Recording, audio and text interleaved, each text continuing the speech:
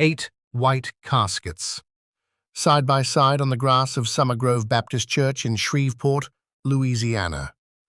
Gold crowns on top of each one, white roses.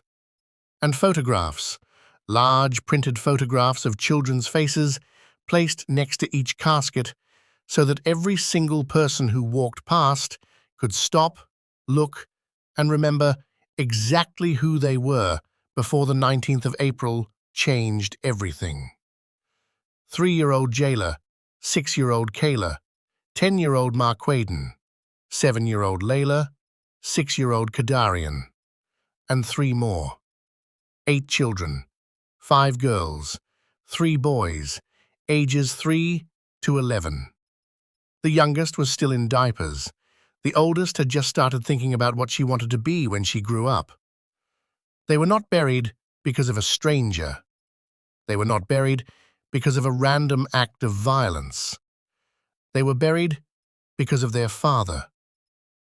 Shamar Elkins went from one house to another on the morning of April 19th, 2026, and he did not stop until 8 children were dead and 3 women had been shot.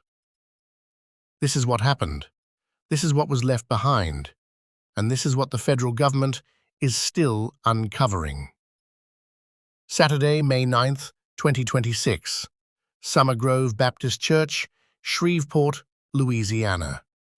Mourners arrived, dressed in pink, purple, and blue, not black. The families asked for color, the colors of childhood, the colors of life. And so the church filled with those colors while 8 caskets sat at the front. Each casket had a large photograph beside it. The children's faces, printed and placed at eye level so no one could walk past without seeing them. That was intentional. These families refused to let their children become statistics. Some of the children had nicknames, and those nicknames were printed in the funeral pamphlets that mourners carried out of that church when it was over. 3-year-old Jayla Elkins was called JBE. 6-year-old Kayla Pugh was K. May. 10-year-old Marquaden Pugh was K. Bug. 6-year-old Kadarian Snow's pamphlet described him as having a sweet and loving heart, and though his life on earth was short, his light was mighty. 7-year-old Layla Pugh was bright, intelligent, bold, and full of love, a girl who made TikTok videos with her siblings and cousins and had plans for summer that she never got to keep. These were not abstract victims. They were children with nicknames, children with plans. Among those seated in that church were Shreveport Councilwoman Tabitha Taylor, Councilman James Green, Mayor Tom Arsenault, and former U.S. Representative Gabby Giffords. Congressman Cleo Fields, who spoke at the service, told the congregation, "This is not Shreveport mourning. This is a nation mourning." Councilwoman Taylor said there are no words sufficient for this pain. Councilman Green asked the audience to take off their funeral face, because this, he said, is a celebration of who these children were. Pastor and gospel singer Kim Burl stood before the congregation and asked the question out loud that every person in that building was already carrying. Why, God? How could you allow this? And then she answered it the only way she could. He is still God. He is the same God who healed you from the things you never told anyone about. He does not have to explain himself. He makes no mistakes. Whether or not you hold that belief, the fact that those words had to be 3 women were shot that morning. Each one survived. Each one is carrying something the world can barely comprehend. Chenika Pugh, Elkins's wife, the mother of 4 of the 8 children killed that day. She was shot 9 times, in the face and in the stomach. She has undergone multiple surgeries. As of May 9th, 2026, the day her children were buried, she remains the only survivor still in the ICU. She could not attend the funeral. She was not there when her daughters were lowered into the ground. Her family is carefully managing who comes near her. They are keeping her environment calm. From her hospital bed, she has been seen resharing old videos of herself with the 4 daughters she lost.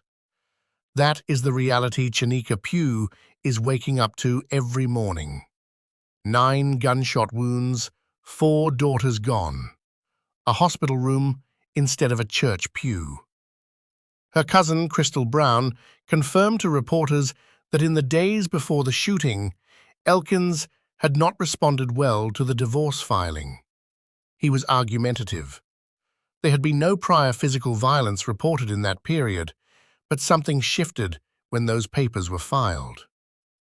Christina Snow, Elkins's ex-wife, the mother of Brillen, Kadarian, and Soraya, 3 of the 8 children killed. She was also shot 9 times. A bullet remains lodged in her face. She was discharged from the hospital on April 23rd, 4 days after the shooting. She is home. But her cousin, Jamarcus Snow, told NBC News what home looks like right now. All she worked for was her kids, and all she talked about was her kids. Christina Snow is also experiencing ongoing memory issues. The trauma her brain sustained that morning did not end when the shooting stopped. Her body made it out. Her mind is still in that house. She attended the community vigil at the Head Start facility where 2 of her children were enrolled. She stood with teachers. She released balloons for sons who had been planning their summer. Hiosha Pugh, Chanika's sister. She was inside that house when Elkins came through the door. She grabbed her children and ran for the roof. Her 10-year-old son, Marquaden, was shot and killed as they tried to get away. Hiosha jumped from the roof. She shattered her pelvis and hip in the fall. She is recovering from surgery. She attended her son's funeral in a wheelchair. And beside her, somewhere in that church, was her daughter, Mariana, 12 years old. She jumped from that same roof. She came down with scratches. Her mother landed beside her and broke into pieces. Mariana is home. Mariana attended that funeral. Mariana is 12 years old. And we are going to talk about her specifically because no other outlet has. Her name is Mariana. Shreveport police confirmed she is the child who escaped by jumping from the roof. She has been released from the hospital. Physically, according to her family, she walked away with scratches. That is the part that gets reported. The part that does not get reported is what she is carrying. What Mariana experienced on April 19th has a clinical name. Child trauma specialists call it a complex traumatic event, not a single trauma, but multiple, simultaneous traumas hitting in rapid succession. She witnessed the violence. She fled it. She lost her brother to it in real time. She was physically injured, escaping it, and she survived while 8 people around her did not. Research on children who survive familicide, the specific category of violence where a parent kills intimate partners and children, is consistent on one thing. The full psychological weight does not arrive immediately. In the weeks after the event, a child can appear calm, functional even. Clinicians call it delayed onset trauma response. The real weight surfaces months later, sometimes years later. When something ordinary, a sound, a smell, a moment, pulls her back to that roof without warning. Survivor guilt in children is not simple. Mariana did not choose to be the one who made it. She chose to jump. But a 12-year-old's brain will ask the question anyway. Why did she survive when Marquaden did not?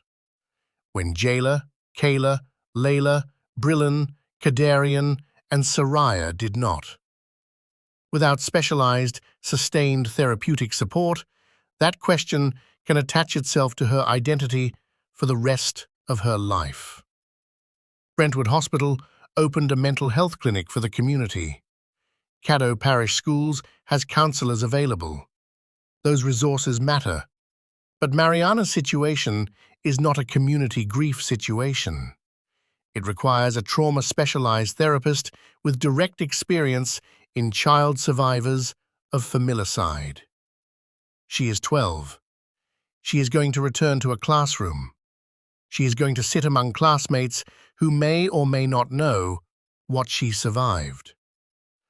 Superintendent Keith Burton asked this community to take care of its children.